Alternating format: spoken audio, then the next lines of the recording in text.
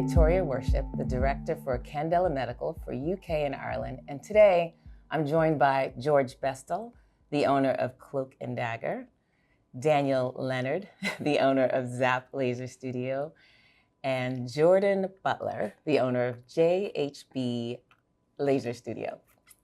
And today it's all about Picoway and laser tattoo removal. Before we get into our discussion, I want to share some statistics with you fellas.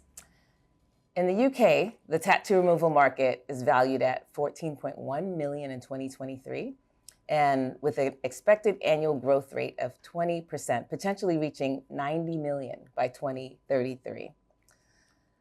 The global tattoo removal market reached 307 million in 2024 and is expected to grow to 545 million by 2033. What we're hearing is that approximately 1 in 7 people aged 20 to 30 want their tattoos removed, and 25% of them have tattoo regret. So clearly, you're in the right business. So I wrote down some questions here, and we'll go through them. First is, tell us about your business, how long you've been in it, where it's located. Okay, so my name's George. I'm the owner of Cloak & Dagger Tattoo. We are situated in Shoreditch, so East London. We opened in 2013, and we've been doing tattoo removal since 2022. We started with a Picoway straight away in 2022, and we've been working with it ever since. All right. Dan. Hi. So my wife and I started Zap Laser Studio nearly 10 years ago, so that'll be 10 years in September. We've got three locations. We started in Hove, which is home, and then we opened in Bristol 5 years ago, and we opened in Battersea 1 year ago. Which is in South London. It is, yeah, just over the river. Okay. My name's Jordan. I own JHB Tattoo Removal, and I've been doing tattoo removal for about 15 years only. So still young, but yeah, I've been doing it a while now. I'm located in Peterborough in Cambridgeshire. Okay, so you're all seasoned veterans, with you being 15 years, which is the longest. Yeah. What made you get into laser tattoo removal? I think we always had a technician that we knew in central London at another tattoo studio who we would recommend customers to. And he left London after the pandemic. So you started off in actually putting tattoos on? Yes, so yeah, as a shop, we're a tattoo studio. Okay. But we would get there's a lot of times when people would come in and either need laser to fade a tattoo, or people are just asking for recommendations. Okay. So we always used to refer them to this technician who worked in central London. He left London after the pandemic. And whilst we were looking for someone else to partner with or somewhere else to recommend, we were approached by a new clinic who kind of promised the world. And we said, we'll be happy to send people there as long as we can sort of test you out first. And one of our tattooists went there and started treatment. Unfortunately, it wasn't good service. It wasn't somewhere we were prepared to send people.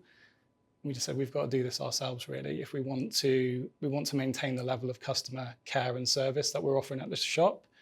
We have to start doing this ourselves. So you took matters into your own hands. Exactly. And decided to jump into the business. Exactly, yeah. Okay. How about you, Dan?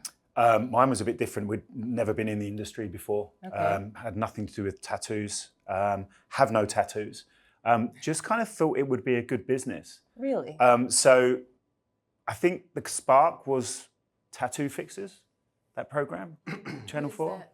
So it was a program where people would go to a tattoo studio and they would get a cover up, normally of a really small tattoo, and they would come out with a huge, dark, great big, enormous tattoo that they probably also didn't like. And we were with some friends in Scotland watching it, and we were kind of like, that, surely they could be lasered.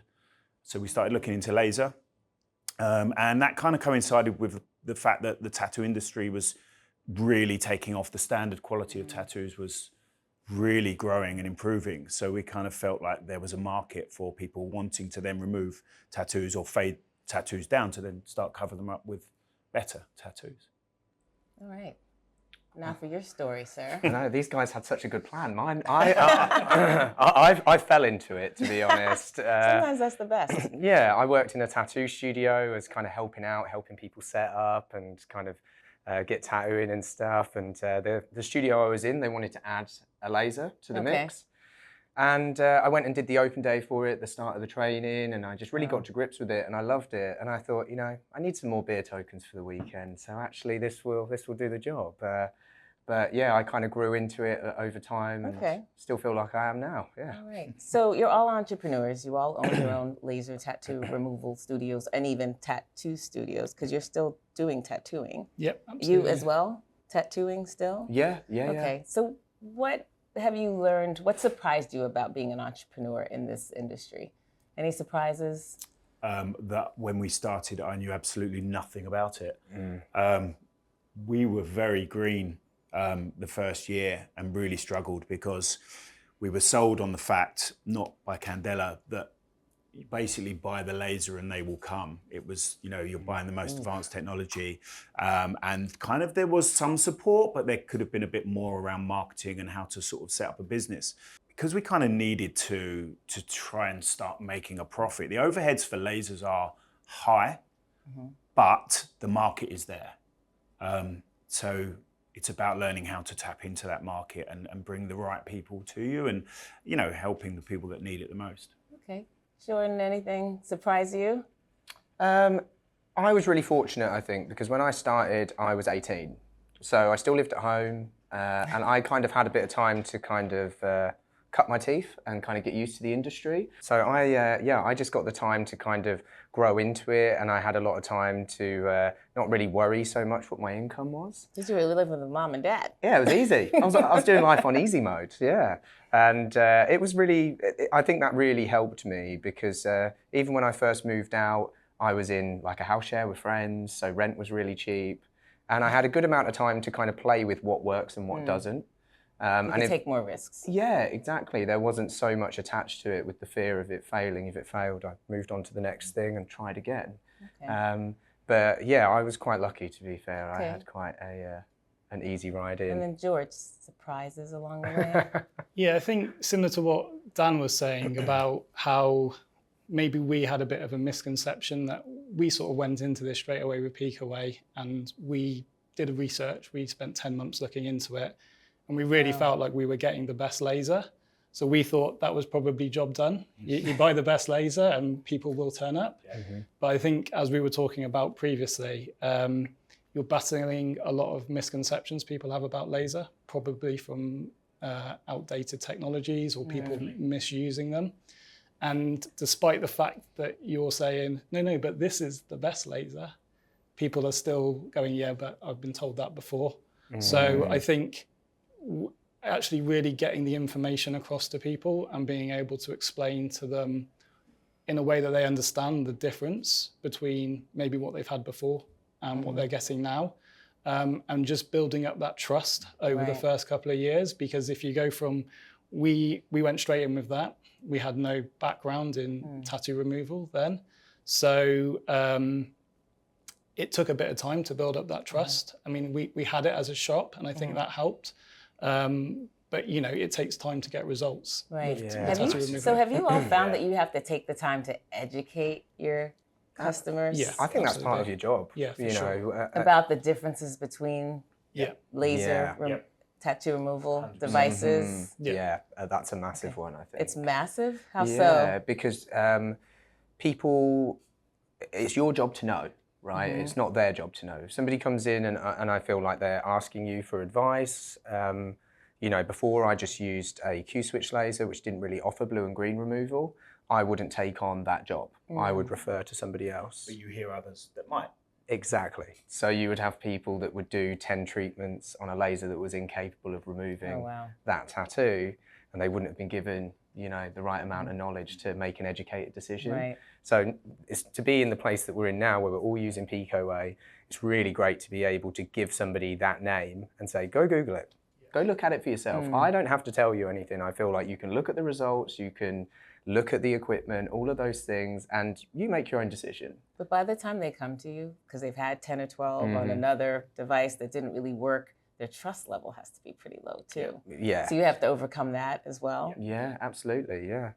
Yeah, it can be quite difficult with some people, but I do also believe that people will come to you when they're ready, and if they're not in that place quite yet, it could be quite difficult to get them through the door. Yeah, and I think everybody is different as well. So you get some people that will turn up, some clients, and they just want to jump in the chair and get lasered immediately. They don't want all the information, but we still give it to them because it's important that they understand that. And then you get other people that are detail people. They want to know everything.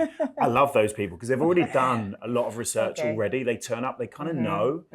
They're there for a reason. They're there because you've got that technology and because you have that reputation. That's amazing to me. So I kind of like both. The other was a bit of a challenge as well, but definitely educating is a huge part of it. Yeah, I love those people. I feel like you can have a really structured conversation with them, and the fact that they've gone and done their research before they come through the door. Yeah, we still get the people that walk in going, it says tattoo removal on the window, and I'm like, how lucky you are that this was the first step. You could have gone three more doors up the road and been in trouble. 100%, yeah, definitely. Yeah. And I think with some customers as well, they're going on that journey with the information you're giving them. So it can be a 6-month lead time from their first contact with you. They need the details, but they haven't gone out and done that research. And then it can be, coming for multiple consultations. They need that time. They're going to send you multiple emails and stuff. Wow. Maybe they're testing you a little bit. But why shouldn't they? And I'm happy to do that stuff. Absolutely. Because it could, for all we know, the tattoo they're removing has quite a heavy emotional impact on them, and people need to circle around a little bit or kind of get to know you as an operator. I think that's super important to know that it's going to be confidential and that you're going to treat them delicately if they need it. I think. Yeah, those customers, I'm more than happy to. It can be quite special sometimes, some of those. But I feel like that is the difference of what we will offer versus possibly more of a conveyor belt type clinic that maybe is churning people in and out. We take the time to consider every person, their situation, their needs, no matter what that takes, to make sure that they're making the right decision, so that they're informed. They can make that informed decision. So you're giving them all of that time, that knowledge, that information and trust. Yeah, I always say that every individual's tattoo removal journey is specific to them. And it doesn't go the same way for everybody. No. So it's when they approach it and they're ready to take it on, I hope I'm going to be there for the full amount of it and get them from start to finish, however long that takes. Yes. Well, when you said when they decide to take it on, do you find that sometimes they're calling you price shopping? There will be an element of that. Sometimes. It's in everything, and how many times do you guys get asked, oh, can you do it a bit cheaper than that? I mean, it's exactly the same with tattoos. Obviously, in London, we're surrounded by tattoo studios. We're surrounded by laser clinics as well. So there will always be an element of that. And I think the education, the systems you put in place to explain things to people, that is what you're trying to do to say, you can go and get this somewhere else. You might go somewhere else with a slightly different laser who will do it cheaper, but you need to do your research. And it's our job, isn't it, to get them over the line into what we think is using the best laser. Yeah, 100%. Well, tell me about the demographics of your customer base. Is there a typical laser tattoo removal? No, not anymore. Patients? No. Yeah. What are the demographics? What do you see? Who's coming in the door to get treated? Anyone, age 18 to 80? I'm trying to, probably. No. Yeah. 86 is the Definitely. oldest I've Oh, treated. 86. Is it? That's probably older than Wow. mine. Yeah, cosmetic eyebrows. They were. Okay. Yeah.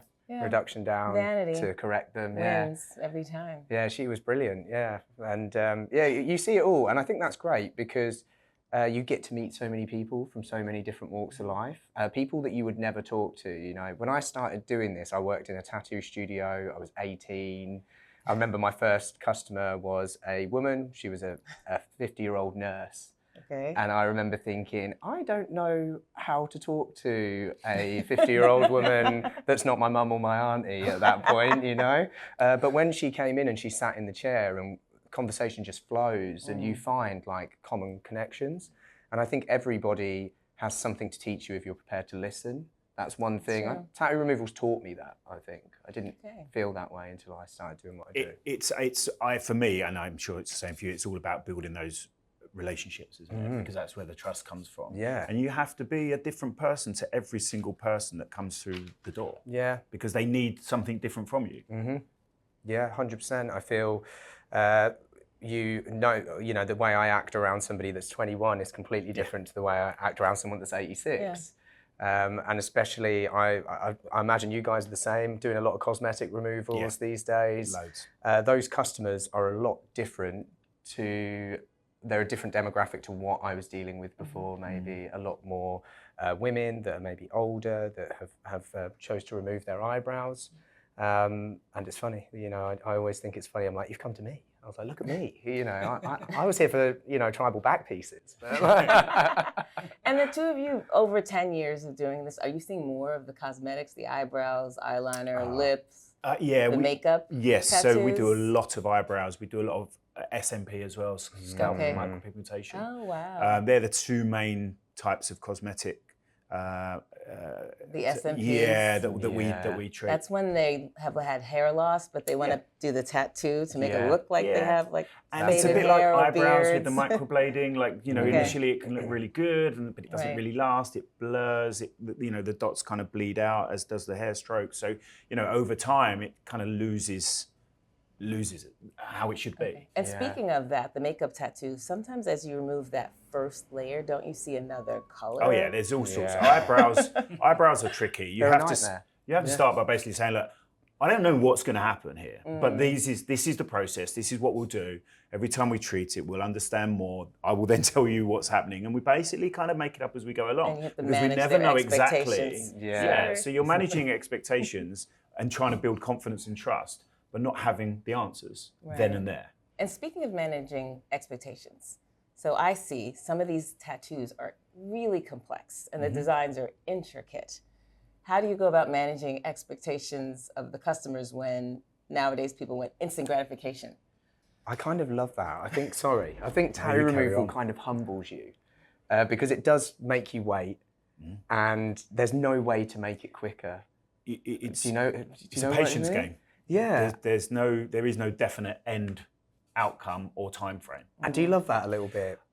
I I do. always love explaining it to the clients, but Yeah. it's the first thing that we do. Because they want to Yeah. know, why does it take so long? How many treatments? The biggest question is, how many treatments is this going to take? Okay. Yeah. That's Is it. that the common question? For How many sure. treatments? Yeah. And I think it's about being transparent from the Yeah. start. And we've always, if we ever put up a before and after, it always says the number of sessions. And of course, you're showing off your best results. You know, you want to show those ones that go in 4 sessions, or really dark ones that go in 6. Of course. It's important to show those ones where it's 8 sessions in, and we would look at it and go, oh, that's, you know, you sent messages before, haven't you? Oh, that's a good result. Yeah. I'm sure people are looking at it and going, why have you put that up? And you go, because that is real progress and it's realistic. Yeah. And it's also, so someone can come in with a particularly dark tattoo and they can say, I've seen examples, I'm expecting it to take longer. yeah. And we've done the groundwork by being honest. Now, there may be the person that's turned off by that honesty, but they're probably not ready for tattoo removal yet. So, Or tattoo removal with you. Yeah. It may be that they'll go somewhere else. for sure. I mean, we've all had customers, right, that have gone somewhere and gone, I can take that sleeve off in 4 treatments. Wow. And they've gone, sign me up. And then 8 I've treatments also, later. I've also had the opposite, where they've gone, no, you can't. I don't Yeah. trust this person. I'm going to go look elsewhere. Yeah. So it does work both ways. I Yeah. find. Do It those does, yeah. customers come back sometimes? Yeah. Yes. I've had a few of Yes. those, yeah. Yes. And that's quite nice. With no judgment. Yeah. Just a smile. Yeah, that's it, yeah. Back to the business side of it, what about marketing and promoting? What have you done to market and promote your business? Or do you spend any money in marketing? Is that something you invest Too in? much money. Too much money, yeah. Too much money. Yeah. I mean, for me, Google is our shop window. Okay. Because it's, you know, people are searching with intent. So they're Okay. looking for something. So we spend a lot of money on Google. And then Facebook, social media, Instagram. We could do more. We're always trying to do more. It's one of those things where you can never quite create enough content or have the time to actually do, you know, put those things out for us personally. And then, trying to, you know, liaise with tattoo artists and get referrals from Right. those. You, George, you must have a lot of internal Yeah, just So, referrals because you're doing the tattoos and Yeah, removing the tattoos. exactly. Yeah. So I mean, as I said, it was one of the reasons we got into it in the first Right. place was we were getting so many people who come in who want to cover up or their aspect, what they want is not realistic, and it's required to get a bit of laser to fade it. So yeah, a lot of customers come through that. Again, Google, Instagram, all of those ones as well. Yeah. So I think I was always very like, the beginning bit was very word of mouth, Okay. which was great. I mean, again, 15 years ago, it was a very clinical thing, tattoo removal. I think it was very in clinics or health and beauty Right. places. So I kind of got the bounce back from my tattooers that I worked with. They would give me customers and Okay. we'd go from there. And then they would tell a friend and... So the tattoo artist, because you're really heavily involved with the community, would refer people to you. yeah. But yeah, now, still are now. you spending more in marketing now? Yeah, I definitely spend more on marketing now. I'm very social media based. Okay. I find that really works for me. My social media in comparison to like my website just Okay. gets so much more. Well, the whole world lives on social media now. Yeah, it's so difficult, right? And I do a little bit with, you know, Google and certain search engines like that, but mainly I'm very social media heavy. Okay. Well, since I do work for Candela, let's talk about Picoway. What made you choose Picoway as your laser of choice George. to treat tattoo removal? Yeah, to be blunt, we wanted to pick the laser that we thought was the best, that we could sort of stand behind it and make that case, and we really believed it. We spent sort of 10, 12 months looking into it. That's a long time, 10, 12 months. Yeah, it was. It's a lot of money. Yeah. It is no, you're right. This is a It's huge a investment. big decision. Yeah. And you would expect your due diligence. Yeah, to be and I involved. think in London there's so many clinics and we're starting afresh. So I didn't understand how I could sell something which I knew there were other places that had what I thought was better. So I was like, we have to go for what we think is the best and we can really make that case. And I think as you see, the more you see online, the easier it's getting to make that case that Picoway is the best. And you're interesting, Dan, because well, you've been established. You had 3 locations. You used a competitive Pico device, and then you recently purchased Picoway. We have, yes. So we've always been Pico second because from the beginning we knew that was the only way to go. And the lasers we've been using are fantastic. They were the best, and they are still amazing. However, when we came into London, we understood that we would have a much more diverse market. And therefore we understood that the lasers we've been using may be slightly limited once we get to more melanated skin. So therefore we had to start looking for a 1064 wavelength. And I looked at a few and I kept coming back to Picoway.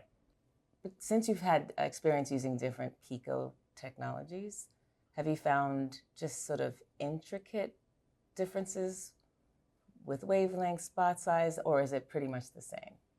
The Picoway has specific wavelengths for different colors, which potentially have a greater impact. The spot sizes are bigger. It's more versatile. How so? It can treat all skin types. It can treat them faster because of the bigger spot sizes. The 730 for the greens and blues is specific for those colors and therefore is probably slightly more powerful as well. So greater clearance. I'm still learning it. I'm still trying to understand it, but so far I love it. Okay. I'll give you a shot, Jordan. I know. Well, you're interesting too because you used the Q switch. Yeah, so I actually... And then became you're the most recent Pico user on the panel. Yeah, so I feel like I started with Q-Switch, quite a small unit many moons ago, and I used that for about 12 years. And then I upgraded to a much bigger and better Q-Switch.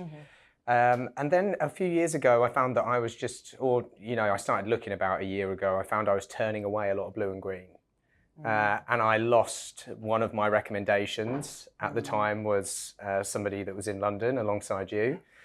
And I think the same person you were probably recommending to from when you had with your studio. So I thought, well, why don't I jump into this? And I looked at rivals, and I knew that I wanted the 1064. That was a big one for me.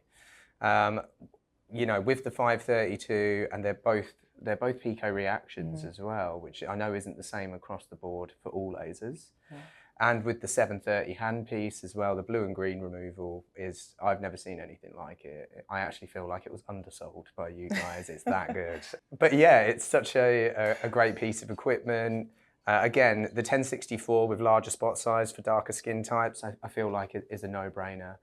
I feel like other competitors maybe lacked that attachment. And that was a big selling point for me. But I still think my Q-switch is a great laser, but I wanted something that was going to be as good, if not better than that. Bring something else to the table. More comprehensive solution. 100%. And I do think some of the things I didn't really consider. I think I was looking at it from a purely technical standpoint, but actually my customers heal much quicker than they did on the Q-switch, and they have a much nicer time in the treatments. Okay, I think that's a wrap. I want to thank you all, George, Dan, and Jordan, for joining us in this lively discussion about Picoway. And I really want to thank our host today, the owner, Elan, of Amara Bar on High Street, Kensington, and Southwest London.